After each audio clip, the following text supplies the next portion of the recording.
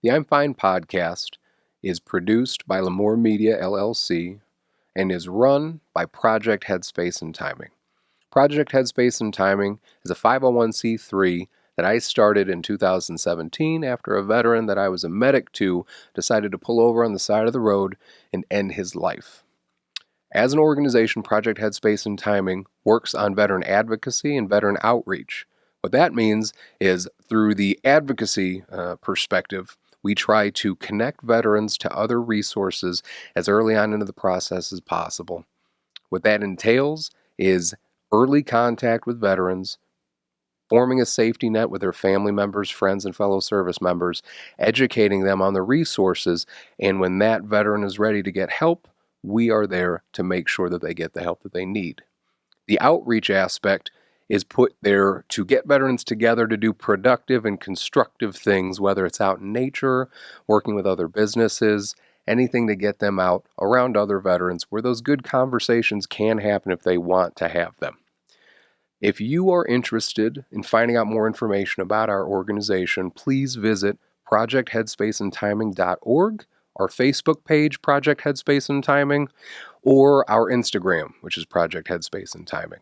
And if you would like to donate to our organization, please visit our website, projectheadspaceandtiming.org, scroll to the bottom, and you will find a link to our Venmo. If you'd like to send us a check, our P.O. Box is P.O. Box 382, Manteno, Illinois, 60950. And if you'd like to sponsor or have any other questions, feel free to reach out to me at Eric P. P as in Paul, at projectheadspaceandtiming.org. Thank you. Welcome to episode 6 of the I'm Fine podcast. We're going to focus today on the F that is in our title's acronym, freaked out. So as we move into fall, we have Halloween on our minds. One of the most natural and basic human emotions is also on our minds, and that's fear. So today we're going to talk about where it comes from, the history of fear, phobias, how to get over it, and just a comprehensive look from just a couple of knuckle draggers on what we think about it. So thanks for tuning in.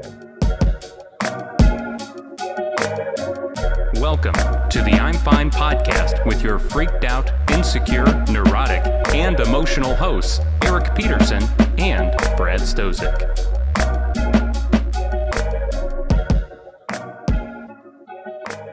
I think that now that we're into the Halloween season, it's starting to finally hit me now because it's actually starting to get a little colder. I love the fall. Yes. I love Halloween.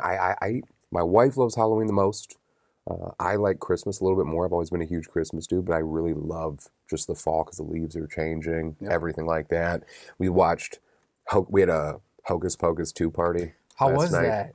Without any spoilers. Without any spoilers. I will say that it was as good as a movie can be. That's like where the sequel comes out like 20 years after the original. That's fair. You know what I mean? Like, it was fine. Okay. It wasn't bad. I thought it wasn't bad. Okay.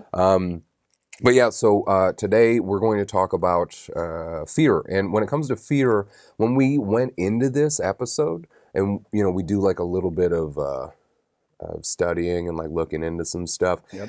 So when we got into this initially, I was just like, okay, the only thing I'm really afraid of, like I have some social anxiety stuff. Sure. But other than that, I'm like, I'm not really afraid of anything. And then I looked into stuff and I was just like, I'm afraid of fucking everything. I have a bunch of fears that I didn't even think about before. And so just to start from the very beginning, what is fear? So fear, according to verywellmind.com, involves both a universal biochemical response coupled with a high individual emotional response. Fear alerts us to the presence of danger, threats, harm, whether that danger is physical or psychological. It's a survival response. And that was the biggest thing that I kept seeing everywhere, was that fear is tied to our survival. Like, it's a basic human emotion because we've always had it. And I know that you looked into the history of it, right? I did. Yeah. The first evidence of fear was from the cavemen, first humans, but their fears were a lot different than ours today. Yeah. You know, like today we fear I don't know. Like bad Just, social media posts resurfacing? Yes, stuff like that. Cavemen were like super worried about their Twitter accounts. They were on the rocks when they chiseled them in, you know? Yep. But no, they feared like physical fears, right? Things that could eat them. Sure. And then there was the fears of the unknown. Because unlike today, cavemen did not have understanding of anything, right? The sun going down, the sun coming back up, thunderstorms. So they lived in complete and total fear of basically everyday phenomenon that just happened naturally. Yeah. Because they didn't understand it. So the reading was basically fear of the unknown. Yeah, and I mean, there's still so much that we don't know about right now. I think we still have a fear of the unknown. Sure. And I think that's why so many people are like threatened by change, is because it's all of that which we have no idea about, right? And yeah, obviously at a time back then, there was way more that we didn't know about. But again, it comes back to fear being a survival response. Like, don't pet that bear. Why? Because it'll fucking eat you probably. Yes. You know what I mean? Like, yes. It's a survival. Like, it's built into you to know not to do those things. So I looked at it from a biological perspective, and like we talked about before, we are doing our best. We are not doctors. We are not professionals. We're just a couple of guys trying to figure some stuff out. There is a neuroscientist named Dr. Andrew Huberman, who he's been on Joe Rogan's podcast. He has his own podcast called Huberman's Lab, where he really dives into like the biological side of things, if you're ever interested in checking it out. He's also associate professor of neurobiology at Stanford University, so clearly the dude knows what he's talking about. So I listened to a couple of his podcasts, and he had one specifically on fear. And what they talk about, biologically speaking, in the brain is that fear starts in the amygdala, which is this almond-shaped set of nuclei in the temporal lobe of the brain.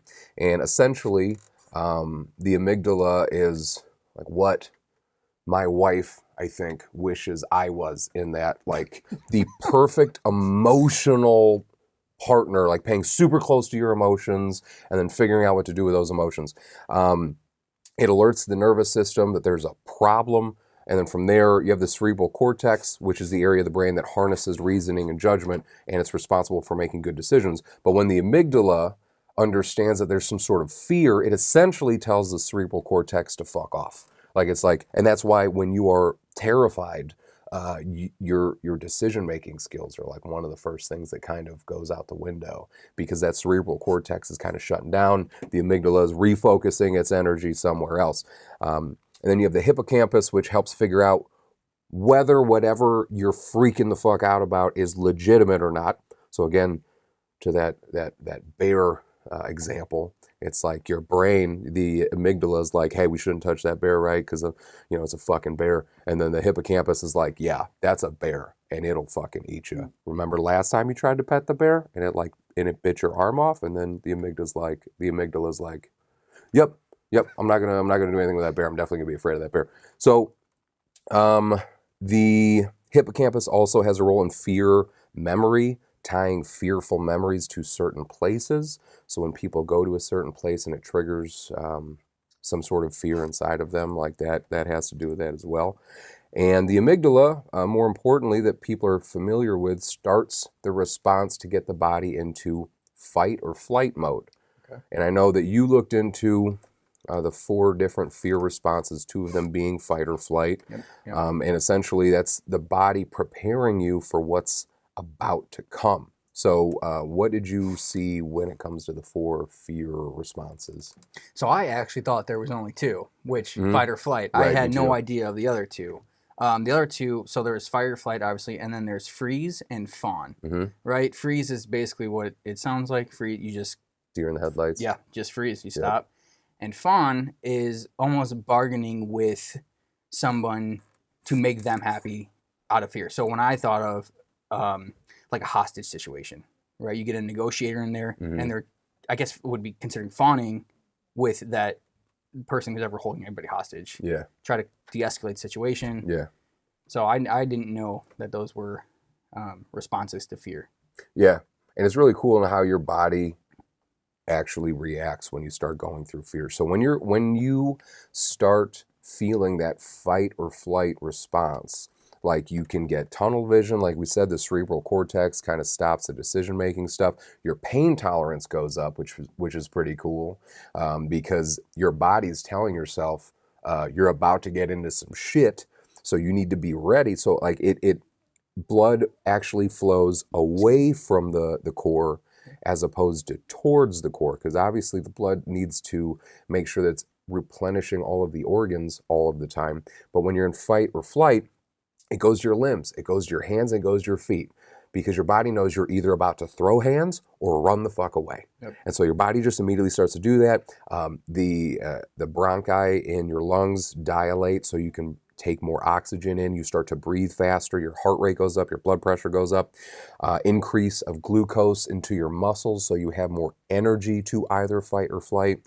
And then like the GI stuff just kind of shuts down, like your stomach and all that other stuff's like, we don't fucking need to be a part of this. We're going to shut down because you're either going to beat the shit out of this bear or you're going to run away from this bear.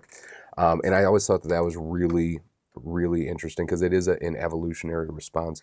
One of the things that I found in there that's always that I always think about too when it comes to fear and that fight or flight is the grizzly man story. And that's why I bring up the thing about the bear. So are you familiar at all with the grizzly man story?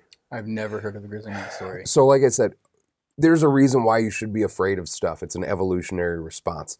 And when it comes to my example that I kept using, a bear, being afraid of a bear. If you see a giant bear running at you or you see bears out in the wilderness, you're supposed to stay away from them. So in 2005, a documentary film by Werner Herzog was made called The Grizzly Man, and it chronicles the life and death of bear enthusiast Tim Treadwell and his girlfriend Amy Hugengard. I might be pronouncing that wrong. And it was at the Katmai National Park in Alaska. And so essentially Treadwell went out there to document his experiences with grizzly bears, I believe it was grizzly bears. And he was getting closer and closer, and he was like watching these bears for a long time, talking about his relationship with these bears. And then he felt like he was getting closer to these bears where he felt like he could have, he could go closer and things like that. And it ended with him and his girlfriend getting fucking killed by these bears, which is super sad. Yeah. But it's like, again, like there's a reason why you have these fears of certain things. You know what I mean? And then a pilot found the remains of the two people, of Treadwell and his girlfriend. Yeah. Like after everything happened, they made a documentary about it. And you're just like, it's so sad, because while I respect the fact that you were trying to overcome these fears, like the last clip of him, because there's actually audio that exists of the attack, but I don't think anyone's listened to it other than maybe Herzog and a couple of other people. But they're just like, the last thing was, I think, Treadwell talking about how he was going to get closer to the bears. And then obviously you're fighting against that natural instinct to stay the fuck away from it. Yeah. And then boom, like lights out. No. So the other important thing when it comes to fear is conditioning. And again, like I said, we're not going to get super, super deep into it. Essentially, conditioning is just the training of your brain to respond to certain stimuli. There's two experiments that are the most famous ones. There's the Ivan Pavlov experiment, which most people are familiar with. Essentially, Pavlov had a dog and a bell. And if you just rang the bell, the dog isn't going to do anything. He's going to look at you and he's going to be like, what do you fucking want from me? But what Pavlov did was he would ring the bell and then he would show the dog some food. And then he kept doing that enough times, because whenever he would show the dog food, the dog would salivate because the dog was hungry. And then he took that food away after doing it so many times and just rang the bell. And then he saw that by the dog hearing the bell ring, that he would salivate, even if food wasn't present. So he was conditioned to feel a certain way, to feel hungry by that sound that he never felt before.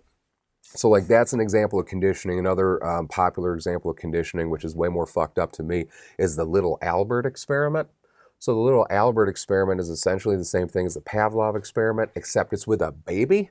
And instead of ringing a bell and presenting the baby with food, they showed the baby like a mouse, I think it was at first, and the baby was not afraid of the mouse. And then they would show the mouse and they would make this super loud, scary noise because I'm pretty sure like everybody just innately is afraid of large, like loud, scary noises, sudden noises. Right. And so they would play this super loud noise and the baby would freak the fuck out. And then they would show him the mouse. And then it got to the point where then they would take the noise away. And just by seeing the mouse, the baby would freak the fuck out. And then they would just show the baby like other things that kind of looked like a mouse. And the baby would freak the fuck out. And all I could think of the entire time was like, who are your parents? Like, whose parents are just like the scientists are just like, hey, we're gonna scare the shit out of your kid, but we're gonna do some studies, to see what freaks people out. And like as the parent, you're gonna be like, all right, like keep talking, and they're just like, we're just gonna make this super loud fucking noise and just scare the shit out of your kid. So we'll see if they're afraid of rats. And for whatever fucking reason, these parents are like, sounds like a good idea. And so the parents are like, you had me at science. Yep, great. I don't give a shit. So that's a little Albert experiment. Again, gosh. It just shows conditioning. So fear, you can be conditioned to have fear. Yeah. It can be over the course of time. It can be as a child because you see your parents fearfully reacting to spiders. And so you just start to associate that and you make that association. Now you're conditioned to also be afraid of spiders. Or you can have a traumatic experience that causes fear where you just see a spider on you and it freaks you out because you didn't expect it. And now, boom, you are also afraid of spiders or anything that looks like spiders. So going off of the conditioning thing, Yeah. with the history of fear, I also read that the fear of other languages between different groups of peoples is what created like separation. And I don't want to say racism because that's not the case, but it created separation between peoples. Yeah. Was because of the fear of, hey, they sound different. Oh, yeah. Well, I mean, I think that, are you not always kind of fearful again of that which you don't understand? And again, we've talked about this before, but it's like whenever a group of people comes forward with their frame of mind, with their thinking, their ideology that they're trying to introduce to the rest of society, like almost immediately everybody's like, fuck that. Like people don't want to listen to that group of people. And I think that's because it's just a fear of the unknown, because we don't understand it. Minus if that, like it completely takes away from if that new way of thinking could make me feel bad about a way that I've been acting before. Like now I'm even more, I feel like, going to be against it because now it's going to make me feel even worse about myself. Yeah. So yeah, I mean that makes sense. It's crazy how throughout history, like fear has caused things to spread.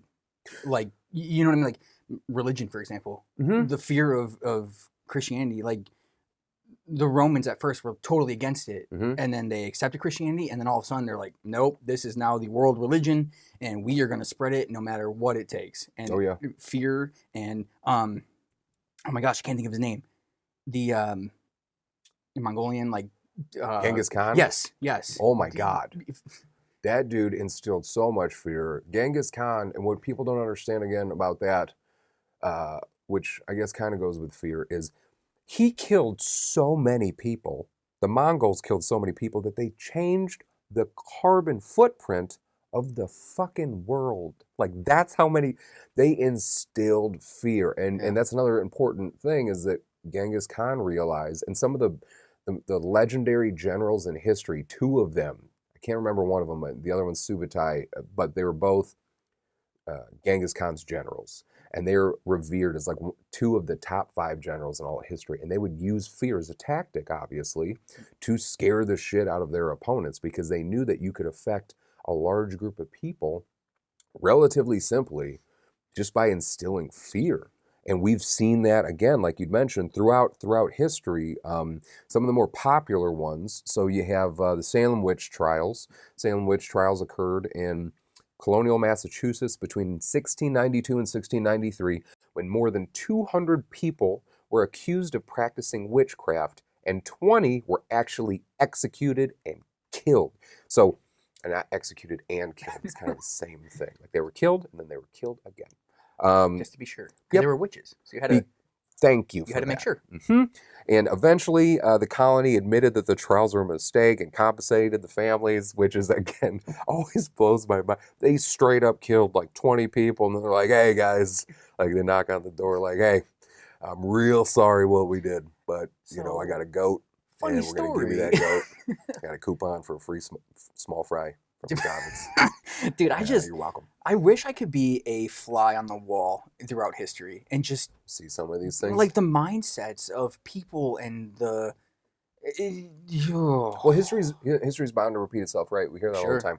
And so when you look at the Salem witch trials, you always wonder, like, what are we doing right now that's just like this? Because in the Salem witch trials, somebody could just act a certain way, and then you're like, they're a witch, and then they could be fucking killed for it, and everybody just believes it. And there are plenty of documentaries and podcasts and books and things out there where you can really read into the Salem witch trials to find out how they took place and everything that happened. But essentially it was just that. If you felt some sort of way about somebody, you would accuse them of being a witch, and that was it, and they were done. And then after the fact, people are just like, oh, I'm sorry. So like, fear is debilitating amongst a group of people like that, because you had that. Then one of the stories that I always liked was the War of the Worlds broadcast. So War of the Worlds is a classic H.G. Wells novel that was written, I think, in the late 1800s.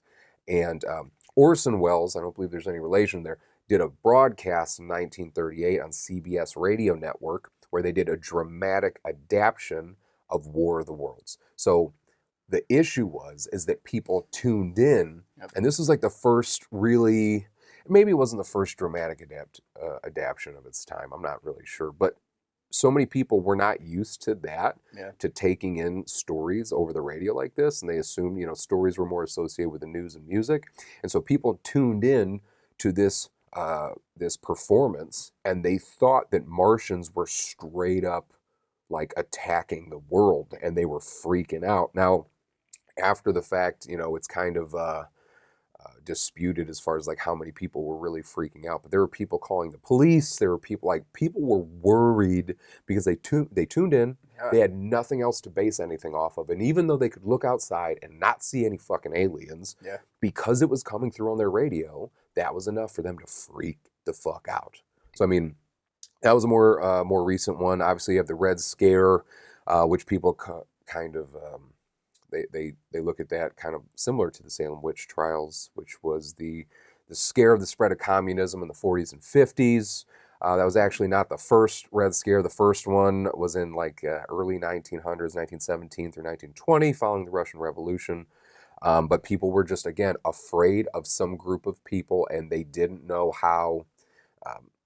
I feel like as people, we kind of wish it was like Star Trek, where, I don't know if you ever watched Star Trek when you were younger. I did when I was a kid. I was like, if somebody had a red shirt on, they're probably going to die. And you knew they were going to die because they had a red fucking shirt on, right? Like, as human beings, we just wish that all dumb people would just wear red shirts. So we just know, like, oh, that's a dumb person. When it comes to the Salem witch trials, when it comes to the Red Scare, you didn't have that distinguishing feature on a person where you could just say, oh, this person is blank, this person is that. You had to just kind of look at some of the things that they were doing subjectively and try to figure out whether or not you thought they were a witch, you thought they were a communist. And so because we didn't have that clear line in the sand, it led to all these people being accused of things, and then it affecting their character, or even worse, taking their lives. So, I mean, fear is scary, obviously, because of the impact it can have on a society. And one of the other examples that I always use, and I don't know if this is a good one or not, but Stephen King's The Mist. So if you've read the book or you've seen the movie, the one thing that I liked that they showed was, initially in the very beginning, you have essentially somebody who's extremely religious and maybe takes it a little far, in that older lady in the store. And as the story goes on, you have all these people that are so afraid of what's happening, and they don't know why it's happening, and they all start to gravitate to the lady that was initially the crazy person at the very beginning. And why is that? Again, what did we just talk about in the beginning? When you start to feel fear, your ability to reason goes out the fucking window sometimes. So you start to make those types of decisions. So when you take a group of people that can be easily influenced already, like, that's fucking terrifying to me. Yes. Yes, sorry. Again, the religious side, dude. I think the Salem witch trials, that around that time, colonial America, they were starting to form new religions, trying to separate from England. You know what I mean? Mm-hmm. And I think that was part of it. Part of it too, whereas like, oh, well, you're going against, like our Puritan ways, so Right. you got to be a witch. Yeah. Like it's got to be. So I think that was a big part of it too. Was just they had different religious views. Oh, yeah. Well, because you're challenging the norm. And whenever you're challenging the norm, especially when that norm is the authority, then that's going to come from, there's going to be fear on both sides. There's going to be fear on the side of the person that's challenging the norm, because what if I fail? And then there's fear on the side of the authority, which is, what if we're wrong? So, yeah, I mean, you're going to have that, I think, in any one of those situations for sure. Now, the one thing that I found, and that's associated with fears a lot, especially in the DSM-5, is phobias. So phobias are listed in the DSM-5. Phobias are classified by medical professionals as anxiety disorders, and the diagnostic criteria are as follows. There's some more, but I'm just going to get into some of these, some of the diagnostic criteria for phobias. So marked fear or anxiety about a specific object or situation. If that object or situation almost always provokes immediate fear or anxiety, it's usually out of proportion to the actual danger posed by the specific object. Sometimes that object or situation is actively avoided or endured with intense fear or anxiety. So those are a few of them, and you can look up the rest in the DSM-5 if you'd like. But phobias are listed on there, and phobias are also pretty common. I looked into phobias a little bit more. Again, a phobia itself is an irrational and overactive fear of something that most often cannot cause harm. It can attach to essentially fucking anything and significantly impact people's lives. There's no hard and fast reason why they develop. Both environmental and genes can be involved. Considered one of the most prevalent mental health issues in the U.S., about 12.5% of adults will deal with a phobia at some point, according to the National Institute of Mental Health. Of adults experiencing a specific phobia in the past year, an estimated 21.9% have impairment, serious impairment due to the phobia. 30% had moderate impairment, and then 48.1% had mild. Do you have any phobias right now that you know of? Like serious ones or like the silly ones like clowns? Both. And Yeah. I'm terrified of clowns. Like terrified, because I have one of my best friends is terrified of fucking clowns. I like my anxiety if I see a clown will get elevated a little bit, but I won't like drastically avoid. Mm-hmm. I mean, I will. That's what I'm saying. Like, you don't think you're afraid of shit, and then you read what it is to be afraid of something, and you think about it, and then you're like, well, yeah, if you're afraid of clowns and you see some clowns over there, you're probably going to avoid them. Yeah. You know what I mean? I'm afraid of hospitals.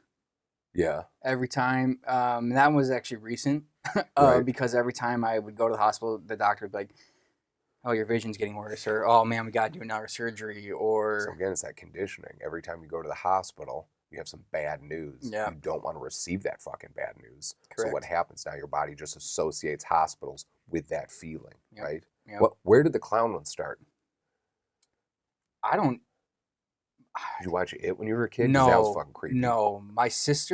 My mom had it first, and then she passed it along to my sister. It was like this little porcelain clown. I'm gonna stop it right there. Porcelain, fucking anything. Little porcelain dolls, porcelain clowns. In what world are those not fucking creepy? I don't know, shit? dude. I don't know why. Like, why? Whoever made those? Like, the kids are gonna love this. Kids are gonna love them. Yep. We're just gonna sit them up on their little thing above their bed, and they're gonna stare at them all night, and it's gonna be great. Yep. It had this like creepy smile and these like balloons, and it just was like, nope. Yeah, I understand why that would be so creepy. Yeah. So what I found, it kind of goes along with what you said, according to pro.psychom.net. Specific phobias typically appear in childhood. Average onset 7 years old, but they also may appear at any point throughout their life, throughout a person's life. Phobias tend to persist for several years and for decades, and about 10 to 30% of those who have specific phobias, those with persistent symptoms, are at a higher risk for other anxiety, mood, and substance use disorders. Women are twice as likely to be affected as men, and phobias about heights and animals are the most prevalent. There is some moderate heritability as well, according to a meta-analysis in the Journal of Anxiety Disorders, which actually looked at twin studies. So while heritability of specific phobias vary, the highest incidence seem to be animal fear and phobia with injections, injury, seeing blood, shit like that. So, like phobias can develop immediately, just like with fear, like a phobia of dogs. After you're bitten by a dog, you immediately develop that phobia where you're just now afraid of dogs. Again, also plays back into the conditioning. The examples that I found: animals, snakes, spiders, dogs, nature, like you said earlier, storms, thunderstorms, blood injection, injury, needles, getting shots, seeing blood, situational, like public speaking or claustrophobia, and then others that don't fit into the aforementioned categories. One of my favorite phobias that exists is hippopotamonstrosis quapidaliophobia. And here's why I know scientists are assholes. So, hippopotamonstrosis quapidaliophobia. Can you guess what it is the fear of? Big words. It's the fear of long words. Shut up. Yep. That's how I know scientists are assholes sometimes, because that's hilarious to me. That a scientist was like, "Oh, you're afraid of big words? You know what I'm going to call that? Hippopotamonstrosis quapidaliophobia." Have a good day. You know what I mean? Like that's so there are so many different phobias out there. Claustrophobia, I think, is a super common one. Yeah. I'm not very claustrophobic, but there was a scene in Game of Thrones. Did you ever watch Game of Thrones? Okay. Not trying to spoil anything, but there was this battle scene. It was in the episode Battle of the Bastards, where Jon Snow is getting like trampled by guys. Like he's just like guys are just backing into him and he has nowhere to move. And the way that they shot that episode, I couldn't watch that and not get viscerally uncomfortable, because you're just seeing him like he just can't move at all. You know what I mean? So like claustrophobia, I definitely get that. What other phobias do you have? Before I go and continue on my phobias, I don't think you should apologize for spoiler alerts, because I think Game of Thrones ended like 5 years ago. No, yeah, so I think but that's still, you know what I mean. But yeah, you're right. Phobias though, some of my serious ones. I'm afraid of my family leaving me. That's a real. I feel like that's a real one that a lot of. I mean, that's a fear of being alone. Who's not afraid of being alone though? You know what I mean? Like that's a legitimate one for sure. Yeah. But that doesn't does it impede you from doing things? No. So it's just something you think about. Yeah. I mean, I just have those like small fears. I think I don't really have any type of fears that like keep me from, like I said, aside from like hospitals, and I do like making appointments. So I do have coming up, I have like an MRI of my spine and brain. So it's just kind of like to look for more tumors. So there's a fear of like, oh great, here I go. Gotta go to the MRI. They're gonna find another tumor or something. Yep. So I've been, and the worst part about those MRIs is I go to a bigger hospital, so you have to schedule appointments like 6 months out. Yeah. So I'm sitting there waiting.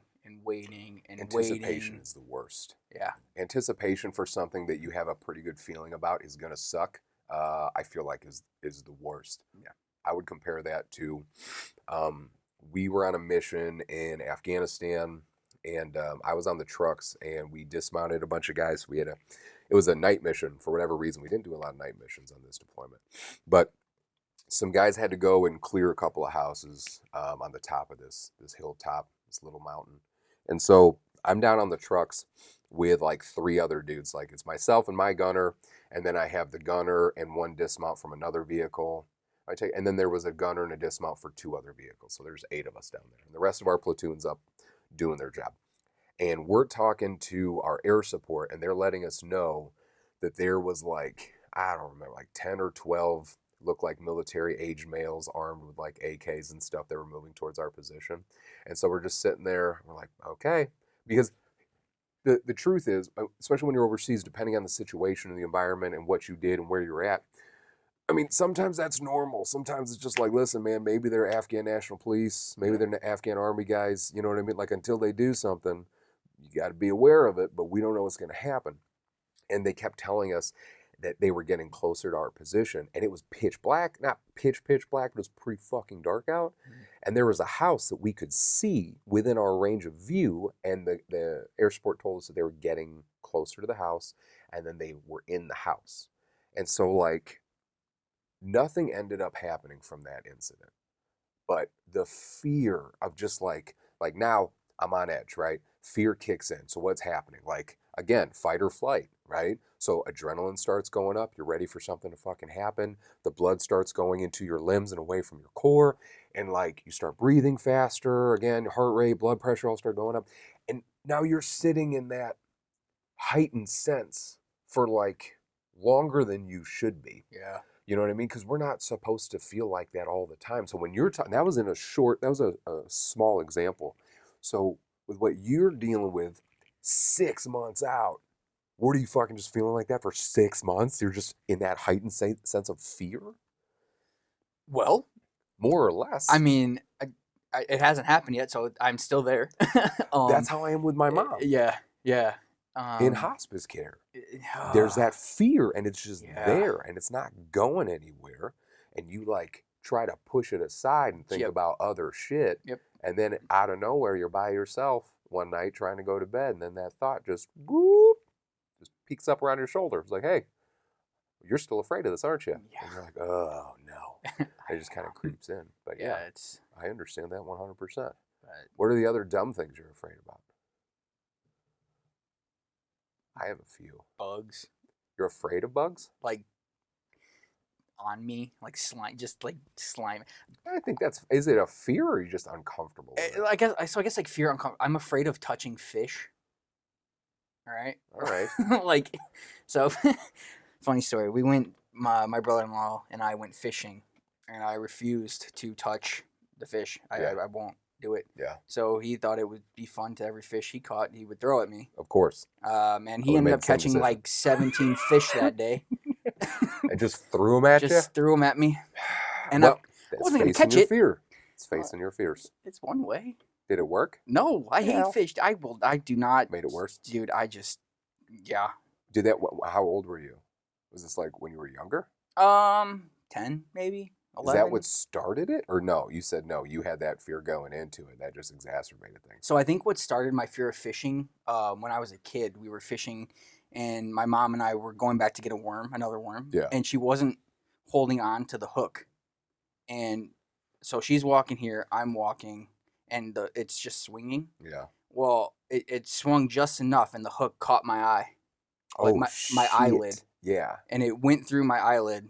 It didn't hit my eyeball, luckily. I mean, it really doesn't matter now, right? Son of a bitch. Yeah. But the hook went through my eyelid, dude. And she still has a running joke. She's like, I didn't catch a big mouth bass. I caught a big mouth Brad. And I'm like, Mom, I'll give you that joke. That was good. But it's kind of fucked up. But yes, so I think that kind of kicked the fear of fishing. That 100% makes sense. Yeah. Was that one? And how old were you when that happened? That I had to have been 4 or 5. Oh yeah, dude. Yep. Yeah, right. Okay. Yep. Because I try to think of fear when I was little, and most of my fears came from like movies. Okay. So things that freaked me out when I was a kid. There was a scene in Child's Play. It was either Child's Play 1 or 2 with Chucky, the doll, where somebody was going down the stairs. And he reaches out between the treads of the stairs because it was like basement stairs. Yes. And he like slices the Achilles tendon of this person or something. That made me freaked out of all basement stairs. Like when I was a kid and I saw that. So anytime I would go down basement stairs, I would kind of like either go super quick or like walk a little bit on the side trying to see if I could see under the tread because that freaked me out. Yep. And then the movie Aliens freaked the shit out of me. Because in Aliens, not Alien, but it was the second movie, there was an amazing scene in it where Bill Paxton, who I love Bill Paxton, fun fact, he was the only actor to be killed by both Aliens and the Predator, which I think is super cool. But he played one of these like space marines or whatever. Okay. And there was this scene where they're looking at this radar, trying to figure out where the aliens are. And they're looking at the radar, and the heat signatures are like getting closer and closer and closer, but they're looking out and they don't see anything. So like they're starting to freak out, and then all of a sudden it's right on top of them.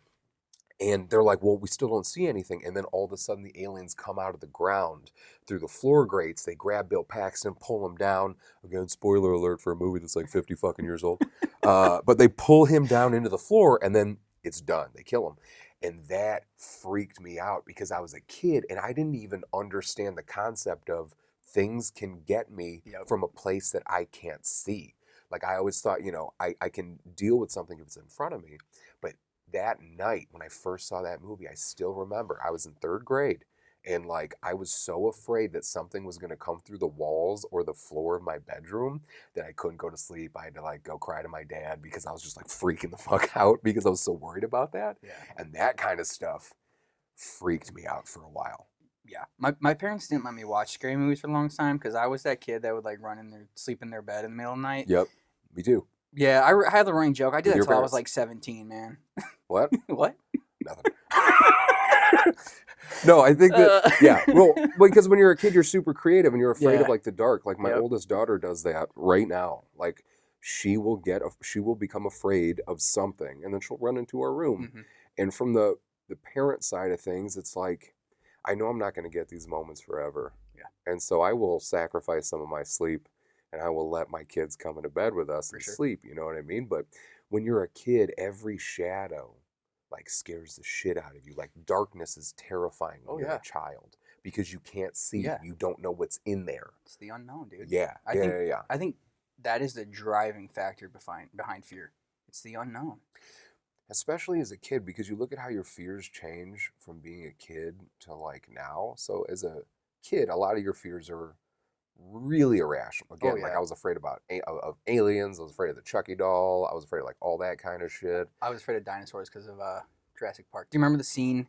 I think it's the 2nd or 3rd one where he's standing. It's the 3rd one. He's standing on the runway because they're looking for their son, and he's like pleading, but the dinosaur is using them to like as bait. Yep. And he's like pleading and crying, and he's like missing his arm, and the guy's like, "Go, go, go!" And just a giant T-Rex just eats the dude. That was terrifying. The first Jurassic Park movie did such a good job at scaring the shit out of me when I was younger, like with the raptors and everything. Like that was like look around the corner. Yes, that was one of my. It's still to this day, it's one of my favorite movies. The rest of them kind of pissed me off because every single movie is the scientist like, we should create a dinosaur by combining the most fucking terrifying dinosaurs. And that's like every Jurassic Park movie. And then they're like, oh, it didn't go super well. Wait a minute, what? But I thought that was terrifying for sure. And the first Jurassic Park movie where the T-Rex knocks down that bathroom and he grabs the dude in the toilet, again, that freaked me out too when I was a kid because you don't understand where these threats can come from. And when you're introduced to like a new idea like that, like I could just be sitting in a toilet and a T-Rex can just knock the building over and eat me. Like that's fucking terrifying when you're a child. But when I was a kid, those were a lot of my fears. When I was overseas, I think my biggest fear was missing out of life back home.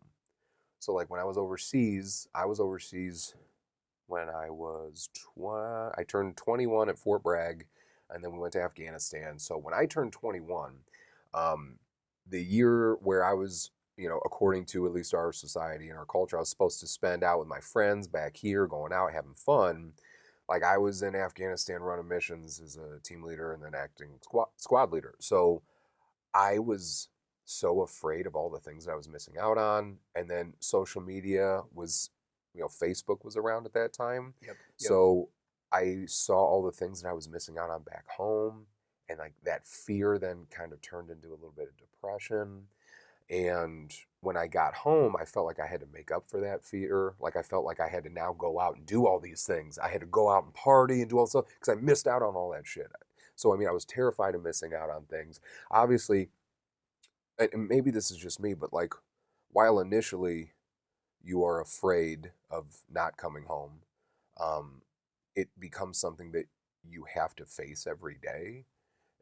Again, depending on your deployment, what you have to do. So I think because of that, it's not like you're not afraid and I'm some fucking tough guy. It's just that I accept the fact that like this is going to be something I'm going to have to deal with every single day. And if I'm just sitting here afraid all the time, I'm never going to be able to roll outside the wire. Because when they talk about facing your fears, that's what they talk about. Like the biggest thing that I saw when it comes to overcoming fears is that there's no like, hey, there's no magic pill. There's no way where you can just not be afraid anymore.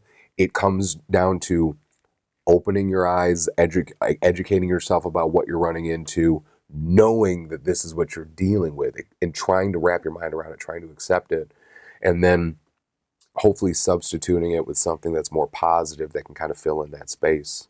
You know what I mean? But I mean, yeah, so I had those fears when I was overseas too. Fears change when you're overseas, in that when I got to Bagram Air Base, you could always tell who was coming into country and who was going out of country, because the guys that were coming into country, if there was if mortars started coming in and the the C-RAM or whatever started going off, if you were just coming into country, like those guys would hop out of bed, they would kit up, they would run outside into the concrete, bunkers and shit. Yep. And because obviously you're afraid. But the guys that are going home, when I was coming home from that first deployment and we heard those mortars drop, like my entire platoon, like their heads would kind of lift up off the cot, and then you'd see guys look around, they'd be like, nah, that was far away, man, we're fine. And they would just go right back to sleep, while the guys that are new in country are getting up and they're fucking running into the bunkers. Yep. Because you've become jaded to that a little bit. You know what I mean? So how long, I know it's different for everybody, but did you essentially become numb to that fear of like what could happen? I don't know. I think so. I think I did become a little numb, because again, it's like you have a job. You have a job to do. You need to do your job. If you don't do your job, then your brothers that you care so much about could die. Yeah. So you're just kind of accepting whatever the hell's coming your way. You know, and my wife had to deal with one of the worst fears, because she was talking to me on the phone, and the building I was next to, it wasn't my building, but we were in like a little plywood MWR. Sure. The building next to me was getting hit with mortars when we were on the phone, or rockets or something. And the building got hit, and then there was some machine gun fire, and she heard that over the phone, talking to her. We were just, I was her boyfriend at the time, who's overseas. And I was just like, I love you, I gotta go by. Click, and I had to hang up on her. Yeah. And she told me she was fully freaking out, you know what I mean? Until she heard back from me, because that's what she heard. So, I mean, yes, do you become a little numb to things again? And I don't think anybody can speak for veterans. I speak for myself and my specific experience. Absolutely. And in my experience, yes, I did become a little numb to that, because you're exposed to it. What are you going to do? Are you going to, you're going to freak out about it? Because this could happen at any time. And if this happens and you have other people that are under your protection, that are under your security, are you not going to do your fucking job? And then they're going to get hurt or worse because of it. So, I mean, yeah, no, you definitely become, I think, numb to that, which, translating over to the civilian side, I always felt helped me out, because I could deal with stressful situations here, and it wouldn't bother me as much because I'm not getting blown up or something. They're not shooting at us. You know what I mean? That's just some person I'm talking to about an argument or a disagreement. But yeah, no. So I definitely think that there was some numbness there. So I definitely had those types of fears. So you said living in fear, obviously it's got its negative health impacts. Mm-hmm. Do you feel like you had a long period of living in fear while you were over there? Like, did you feel like you were living in fear every day? Because I never deployed. I can't speak on that, but I feel like that's how I would have experienced it. I would have been terrified.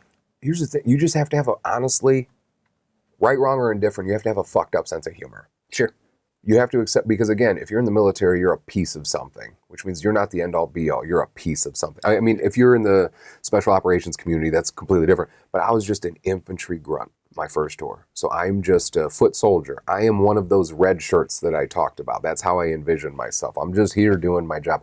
So, I mean, the fear can't paralyze you. Like, the fear is there. But so another quick example, as a contractor, I was in Afghanistan. I was in Kabul this time, and I think it was like 2015 maybe. We received intel one day that there was going to be a 60,000 pound VBED, vehicle-borne improvised explosive device, that was going to be operating within the area that we were going to that day. That was our intel. Now, some of you out there, you've been deployed, you've been to intel briefs, you might already know, like, you'll get intel briefs all the time. They're like, there are 200 soldiers or Taliban soldiers, and they are going to attack Eric Peterson's room tonight. Like, intel, you're hearing these things all the time. And at a certain point, you get jaded to it. So when we heard that there's a 60,000 pound V-bed that was going to be operating in the area we were going to, okay, you know what I mean? Like, we heard that and we're just like, that sounds cartoonish, but like, okay, whatever. And we still went on that mission. We didn't cancel the mission just because of that. Now, that mission, we were a little bit, everything was a little heightened. I remember, like, we are scanning our sectors a little bit more than we were before, but you still had the job to do, and you still had that responsibility of doing that job. And so we still went out there and did it. And they caught that V-bed. It was real. They didn't catch it in our area. They actually caught it like within a month of that mission. They caught it out in Gardez. And sure the fuck enough, it was a 60,000 pound V-bed. It was a V-bed in a garbage truck. And like the Afghan Directorate of Security and the National Directorate of Security caught it. So you are going to deal with fear like that. And there's nothing you can do. You can't control it really, other than just accepting that this is what I have to deal with and I have to face it head on. And like when we talked about, so a fear right now that I have a fear of losing my mom. You know what I mean? Yeah. She's still crushing it right now. And I know she's listening. So as always, Mom, I love you. Thank you very much for listening. But like, how am I not afraid of losing my mom right now? Like, of course I'm terrified of that. And I've been terrified of that since the very beginning. And that's something that I had to have that conversation with myself where I told myself, you can't run from shit with this. You can't hide. We don't know what's going to happen, but we know what the doctors are saying. We got to run straight at this. Just like you did that 60,000 pound V-bed, you got a job to do. So guess what? You don't have time to sit here and be paralyzed by fear. Yeah. You have to accept it and move forward. And while it's arguably the hardest thing to do, from everything that I've read now about fear, it certainly seems like that's the best way to fucking deal with fear. Yeah. Right? Yeah. Especially in a situation like that, man. For me with my dad, when it was real, when he did the first round of chemo and then was like, nope, I'm done. Yeah. And I think at that point it was like, okay, I don't know when it's going to happen. Right. But you're refusing treatment now at this point. It's going to happen. Oh, yeah. And I think at that point, the fear of losing that person is gone. Because like you said, you want them to live the rest of their life, happy. And you know that this stuff's out of your control. Yeah. And if you're going to be paralyzed by fear, then you will for sure miss out on everything. Absolutely. Whereas if you just confront it openly, that's the best way to deal with it. So I talked about the social anxiety aspect that I deal with.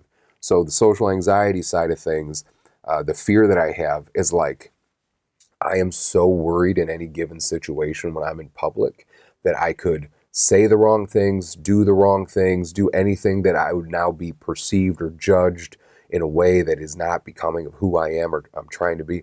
And I will game that game so hard in my head that for a while it was scaring me away from just being around other people. Like, it was scaring me away. I was intentionally avoiding public situations or trying to use drugs to numb myself enough to be in those situations because I was so terrified of that. And like, so that was like a paralyzing fear for me. Yeah. And then it took my therapist, talking to my therapist a bunch for me to just have that understanding that, again, like we've been talking about, you have to just confront it head on and realize that this fear that I was having, this phobia, was irrational compared to what I was actually dealing with, right? Like it said earlier. And so my therapist essentially, I remember, told me one day, like, okay, so what's the worst thing that would happen if you say something? Because clearly, I put a little bit of thought into what I'm saying. And so I'm not just going to say something ridiculous yep. to somebody else to intentionally, make them feel bad. Yeah. But like, the worst case scenario is somebody's just like, all right, whatever, that's kind of awkward, but that's fine. I mean, how many interactions like do you have a day like that? Like, it's not a big deal. Yeah. And so that kind of helped me work through that. But I know what about your fears in regard to being perceived with the vision? You know what I mean? Because that was keeping you from going outside and experiencing shit too. It was. I never really looked at it as a fear. It was more of like an annoyance. Yeah. But yeah, man, people, like I've mentioned on previous episodes, people see blind. Yeah. They don't recognize me as a person. They don't recognize me, that I have my like feelings and Right. And I'm afraid that I get handouts or, you know what I mean? Like I feel like I can still work for something. I don't need handouts. I don't need sympathy. Right. And so I guess, that my fear is that people are going to just... It's judgment. It's fear of judgment, right? And I think common fears as adults, other than, the fear of being alone, like that's a fucking big one, especially if you have a family. Yeah. Another fear that I thought of, I said of being alone, but that's a little bit deeper. I'm afraid of becoming my dad. Oh, yeah, that's heavy. Okay. Yeah. How do you say that? So, like I mentioned again, my parents were divorced. Right.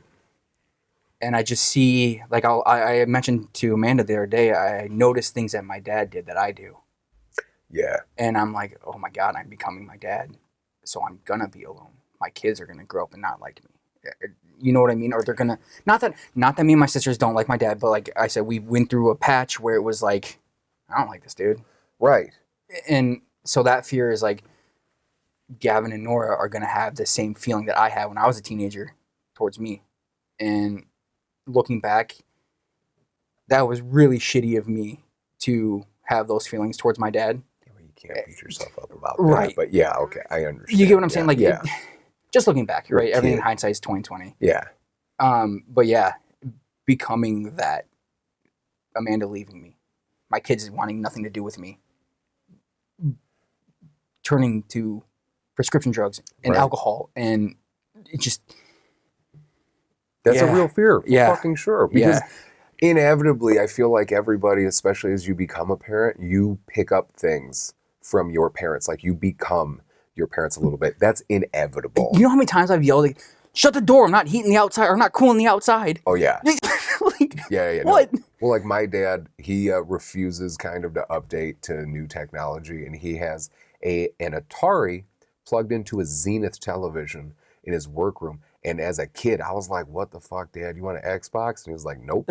Now, I totally get it. 100%. I don't want to upgrade shit. Nope.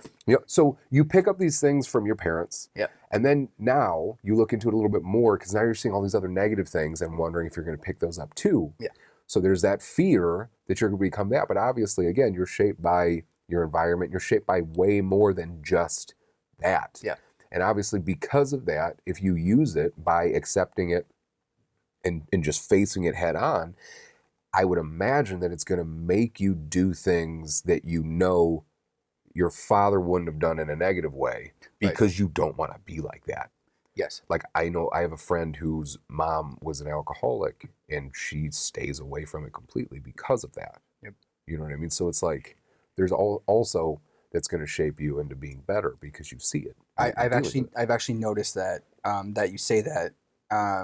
My dad didn't do a whole lot with us growing up. It was my mom. She took us places, did stuff with us. So now I'm noticing myself with my kids, with Gavin and Nora. I won't miss a game. I won't. Not that my dad missed games. He didn't really miss games. But like if we would go out and do stuff, he would stay home. I'll go out and do everything, man. I'll be out there being goofy with them. I'll make sure to make those memories. That's beautiful. With my kids. And that's a beautiful thing because how can you sit there and I know how you can because anybody would, but like how can you sit there and grill yourself for saying, oh, I'm terrified that I will be a shitty parent or I will be a whatever based on, whatever experience you have while you're doing those things with your kids. Because that's why you have to remind yourself, like, I'm doing my best. And you have to have enough empathy, I guess, and be sympathetic to yourself, understanding that you're going to have those moments where you don't want to do those things with your kids, and that's okay too. It doesn't mean you're a shitty parent because you're not doing that every time. Yeah. You know what I mean? I think in those moments I beat myself up the most because I'm like, that's when I'm most like my dad. And I can make those connections like I'm being like him. And I think that's when I'm like, nope, get your ass off the couch and go play. Like, so what? You were at school all day. Ooh. You know what I mean? But that's you dealing with it. That's you facing it head on. You're facing your fear because you're sitting there thinking about it. And so your body's response is, I'm taking my kids to the fucking park. I'm doing something. Yeah. And that is the most productive way you can deal with your fear. You know what I mean? So I think that's a very good thing. And I think a lot of people have those types of fears where they're afraid of the negative things that they've been subjected to, whether it be from a parent or whoever, and then now doing those things themselves. I think anybody's afraid of that. And I am so lucky because just, again, my upbringing with my parents didn't do any sort of deconstructive or destructive really behaviors. There wasn't drinking, drugs. They're still together. They've been together around 38 years now. So I am, the feelings that I have towards my parents when I know that I'm becoming like them is it makes me happy. It makes me proud a little bit. Like, it doesn't bother me. Even if I pick up on some of their silly out there habits, like, I want to be that. And so it's a different experience, which can also make that, can make that difficult.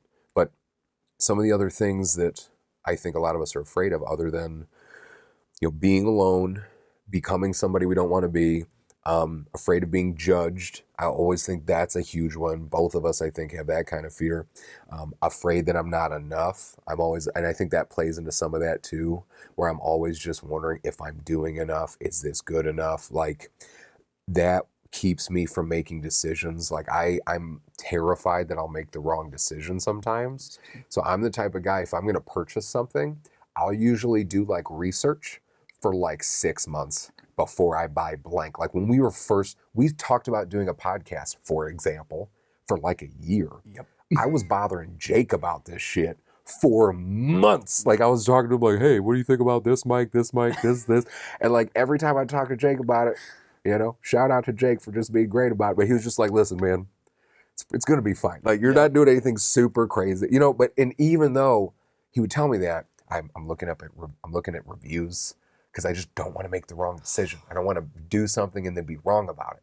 And my wife would say that's because I'm a Libra and Mercury's in Gatorade or whatever. But I that's a legitimate fear of mine. Like, it'll take me forever to make a decision to do something like that because I just don't want to make the wrong decision. I am the exact opposite. When I found out about this podcast, I grabbed my my Apple pod headphones with the little microphone. I was like, let's do it, dude. Yeah. I'm ready to go. That's how my wife is that way when it comes to buying me gifts sometimes, because she's very thoughtful, but she won't always look into where the gift's coming from. So she's bought me hats, like Chicago Bears hats, and they're like not spelled right or something. I'm just like, babe, where did you get this from? So Isn't there supposed to be an H in Chicago? That's kind of how my wife is too. But I mean, again, I didn't realize that I was having a lot of these fears until I started like reading about it. And I was just like, fuck yeah, okay, I'm afraid of that. I'm afraid of this. And then again, when it comes to overcoming fear, like we both demonstrated in our lives and talked about through this podcast, this episode, it doesn't seem like anything just takes it away. No. But you got to run at it head on. You got to not be afraid, which I know is easier said than done. But, excuse me, the example that I use is, I used to be terrified of roller coasters as a kid. Yep. I was terrified of roller coasters. And here's why. And I remember the roller coaster I went on. So first you're waiting in line for the roller coaster. You see it all fucking crazy. And like, that's kind of getting you amped up. And then I got on the roller coaster. I kept my eyes shut. And when you keep your eyes shut, you have no idea where this roller coaster is going. And that freaked the hell out of me. And then I didn't ride roller coasters forever. Because of that. And then I finally did, I think it was to impress some girl or some shit. And when I did, I just kept my eyes open. And now that I knew what was coming, I realized I wasn't as afraid as I thought I was going to be. And so that just, when I learn more about fear and how to overcome your fear and face your fears, it just reiterated those points that like you can't run away from it. You can't hide from it because that's going to make it worse. That is like almost 100% of the time it will make it worse. Absolutely. You know what I mean? And so it's nice to hear how you've been dealing with yours and to kind of validate myself and how I've been dealing with mine because we're taking them head on. Yep. And I think with fear, you can't let it dictate your life. No. You can't let fear control your every move because just from my personal experience, if I did that, dude, I would still be laying in bed, not getting out of bed. Yeah. I would be, yeah. Yeah, I would never leave the house either. I would never. You would never want to go do anything because you would be so afraid of all of these things that might happen. Yep. And you're going to let those things dictate your life, which is so unfair to you because what did you do that makes you deserving of not experiencing life because you're fucking afraid of something? Yeah. You know what I mean? Yep. Well, other than that, what else do you have to say about fear? What else are you afraid of? You know what else I'm afraid of? In The Exorcist, it just popped in my head. You ever seen The Exorcist? It's been a long time, but I have. When she does the back bridge, yes, and crawls down the stairs, when things move like that, that scares the shit out of me too. Yeah. In any movie, when they just move like that. Have you ever seen? Do you ever watch like America's Got Talent? Yep. And seen those people do that in real life? Yeah. Ugh. Like Cirque du Soleil shit. Yeah. That's creepy. Little Asian kids freak me out, which is ironic because I have two of them. Because like in like The Grudge. Oh, okay. Yeah. There's like a little Asian kid with his head between the thing, and you're like, that's creepy as hell. I'm about to find out later if I'm afraid of Taco Bell. Yeah, well, you had or nachos. You had nachos supreme at 8:45 in the morning because nachos you woke up and chose violence today. So that's on you, dude. That is on me. But no, I mean, other than that, I mean, I think that we did an okay job. I do. I have a quote on fear, like Babe Ruth saying. Yeah. I love this one. It's never let the fear of striking out keep you from playing the game. Oh yeah. Right? Yeah. So don't let fear, like I said earlier, don't let fear dictate and control your life. Yeah, absolutely. Embrace it, recognize it, and just move on, man. Not move on, but accept it. Accept it. And that's like whether it's grief or fear or any of these other things, it always like accepting it is such always a big part of it. Mm-hmm. And running away from it is usually frowned upon because it's usually going to make it fucking worse. Yep. Well, the only other thing I found as far as ending on a high note, a little quick story. So I, as a kid, and even more so now, I fucking love Mr. Rogers. He is a gift that I feel like I just wish I could have like met him or something, because you hear all these stories after the fact, after he'd passed away, about shit that he did. And one of the things that he did that I thought was really cool is there was a so he always used to feed his fish at the end of or during his show, and there was a girl who reached out to him who was blind, and the girl wrote a letter to him and just said, hey, you know, it would be nice if for the visually impaired that you would let people know when you're feeding the fish. And from that moment, for the rest of his show, every time he fed the fish, he would just say, now I'm feeding the fish. He would always do that kind of stuff to include people. And I just thought that was very beautiful. That's a skill that I feel like everybody should have.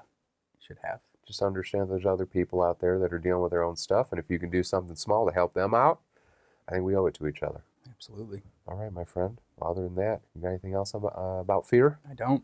Okay. Well, then that wraps up episode 6 of I Am Freaked Out, Insecure, Neurotic, and Emotional.